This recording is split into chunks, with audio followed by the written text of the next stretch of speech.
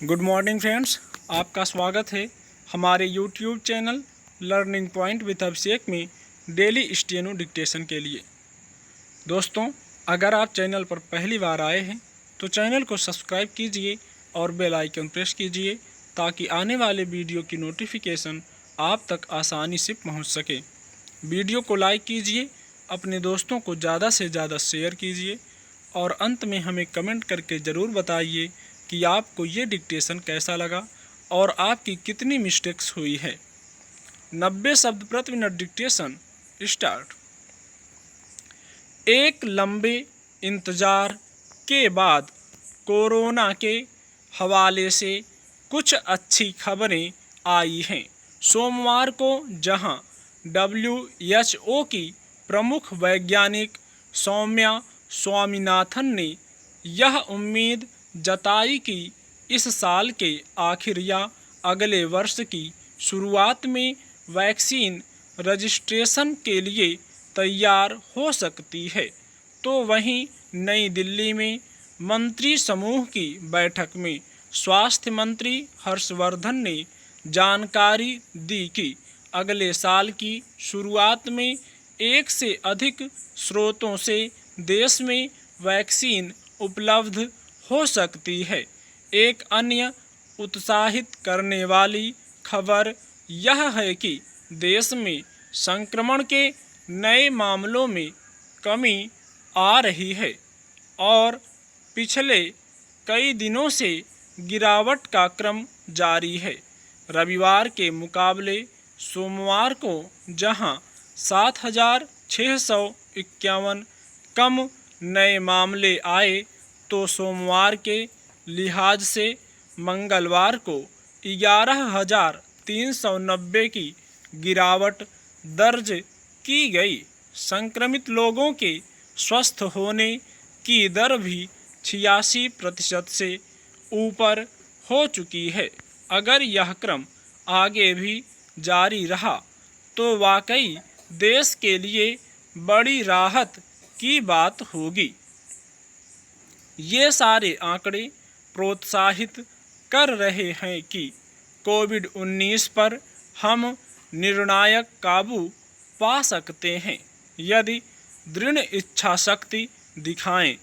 याद रखें, यहाँ तक का सफ़र समूची मानवता ने बिना किसी अधिकृत दवा व वैक्सीन के तय किया है और इसमें मानक एहतियातों व सहायक उपचारों ने बड़ी भूमिका निभाई है। खासकर मास्क और शारीरिक दूरी ने वायरस के प्रसार को काफ़ी हद तक फैलने से रोका है। सरकारी प्रयासों और कोरोना वॉरियर्स की बेमिसाल कुर्बानी की बदौलत हम निरंतर बेहतर स्थिति की ओर बढ़े और आज एक ऐसी स्थिति में हैं जो सामान्य नहीं तो उससे बहुत दूर की स्थिति भी नहीं है। इसीलिए अनलॉक की प्रक्रिया को आज जन सहयोग की सबसे अधिक आवश्यकता है। हम नहीं भूल सकते कि यहाँ तक के सफ़र में हमने करीब 1,10,000 हमवतनों को खो दिया है। उनमें से काफ़ी सारे ऐसे लोग थे जिन्होंने ज़िंदगी को देखना जीना अभी शुरू ही किया था। अपनी कुछ शुरुआती भूलों और कमियों को हमें हमेशा याद रखना चाहिए, क्योंकि उनसे हासिल सबक ने ही हमें आगे का रास्ता दिखाया है। नागरिकों को अभी भी पर्याप्त सावधानी बरतने की ज़रूरत है, मगर बिहार मध्य प्रदेश के चुनाव प्रचार की जो तस्वीरें खबरिया चैनलों और सोशल मीडिया में नुमायां हो रही हैं, वे चिंतित करने वाली हैं। उनमें चुनाव आयोग की हिदायतों और स्वास्थ्य मंत्रालय के दिशा निर्देशों का उल्लंघन साफ साफ दिख रहा है। इसलिए चुनाव आयोग और स्थानीय प्रशासन को पूरी तत्परता के साथ रैलियों की निगरानी करनी चाहिए और जवाबदेही भी तय होनी चाहिए। हमें इस स्थिति को याद रखना होगा कि यूरोप के कई देशों में संक्रमण की दूसरी लहर चल पड़ी है और कहीं कहीं तो लॉकडाउन फिर से लगाने तक की नौबत आ गई है।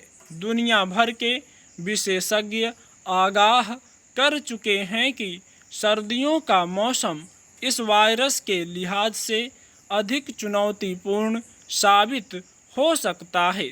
निस्संदेह अब देश में बड़े पैमाने पर कोरोना जांच की सुविधा है।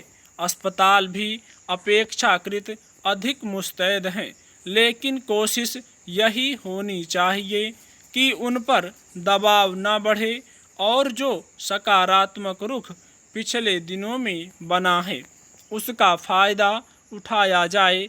यह नागरिकों और देश की अर्थव्यवस्था दोनों की सेहत के लिए बहुत ज़रूरी है। स्टॉप।